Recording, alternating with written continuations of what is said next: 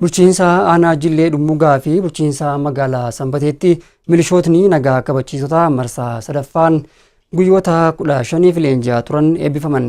Gabaasa waajjira kominikeeshinii aanichaaf Boontasfaayee.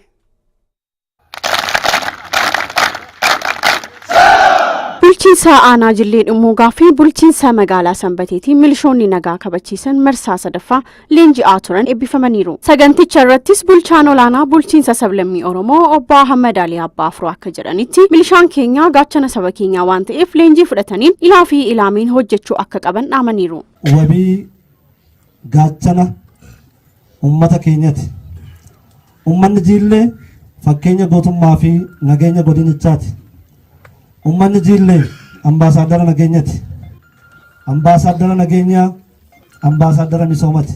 Qaamni har'a asitti eebbifamu kun hawaasa keessatti gahee keessan taphachaa turtanii har'a qaama leenjii gahumsa siyaasaatii fi gahumsa qaamaa fudhattanii yeroo ummanni sin barbaadee fi mootummaa sin waame nageenya keessan kabachiisuudhaaf eebba kanarratti irra deebiidhaan wal gahuu keenyaaf baga gammaddaan baga gammanne jechuun barbaada. Leenji'oonni kunneenis kan isaan kaasan fedhii ofii fi jaalala biyya isaanii qabaachuu isaaniin kan itti seenan ta'uu akkasumas immoo nageenya naannoo isaanii haalaan eegsisuuf jechuun dubbataniiru. Haala gaariidhaan kabajaa fi naamusaan leenjii keenya guyyaa 15f xumurree oduu mukannoo tokko walirratti hin deemin jaalalaa fi kabajaan gammachuudhaan guyyaa eebbaa har'aa kana geenye. Amma silxanaa marsaa sadaffaadhaan silxanaa haalaan boonsaa ta'e kan namatti toludha. Haala gaariidhaan barumsa fayyarraa eegallee haga barumsa meeshaa karaa waraanaa ittiin deemuudhaatti barannee jirra. Waan kanaaf galatoomfatuun barbaada. Bulchaan duree aanaa Jillee Dhummugaa Obbo Ali Saidii fi kantiibaan magaalaa Sanbattees ergaa dabarsaniin milishoonni eebbifaman nageenya waaressuun misoomaaf ga'ee isaanii baachuu qabu jedhaniiru. Milishaa jechuun alseerummaa weerara lafaa, naannessa seeran alaa, kontiroobaandii, daldala seeran alaa, daldala meeshaa waraanaa, daldala rasaasatii fi butii fi kan kana fakkaatan kan balfu, kan jibburra darbee irra jatee olaantummaa seeraa kan kabachiisudha.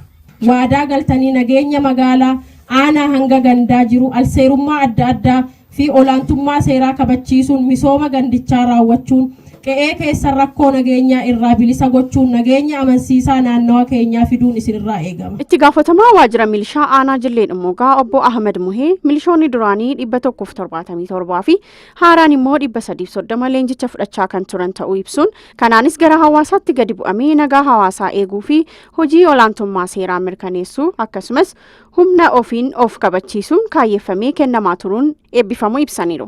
Leenjii milishaa haarawaa fi jajjabeessuu naga kabachiisota miseensota naga kabachiisota irratti leenjii guyyaa 17f gammachuun turedha. Gaafa 18 hanga sadaasa sadiitti leenjii taasifamaa ture. Leenjii kanarratti hirmaattotni naga kabachiisaa 130 magaalaa waliin dabalatee 177 kan leenji'anii fi milishoota haaraan immoo 330 guyyaa kanaaf hanga guyyaa irratti leenjisaa kan turredha. Kanaaf leenjitoonni kun milishoonni kun leenji'anii gara maatii isaa gad deebi'anii gara hawaasaa deebi'anii hawaasa akka tajaajilanii fi olaantummaa seeraa akka gaggeessan akkasuma immoo ofiin of danda'anii dirqama ofiidhaa ofiin bahachuudhaan namni kamiyyuu aanan mataa of danda'ee dirqama isaadhaa dirqama nageenya waaraa fiduudhaaf akka hojjetuuf kaayeffamedha. Kanaaf leenjii kanaaf guyyaa har'aa kana keessatti eebbarra geenyee turre. Akkuma beekamu guyyaa 18 irraa eegalee leenjii hamma ammaatti fudhametti guyyaa har'aadha kana gaafa sadaasa sadiidha eebba isaa xumurree golobaa isaarra geenyee jirra waan ta'eef isa kana galatooma jechuun barbaada.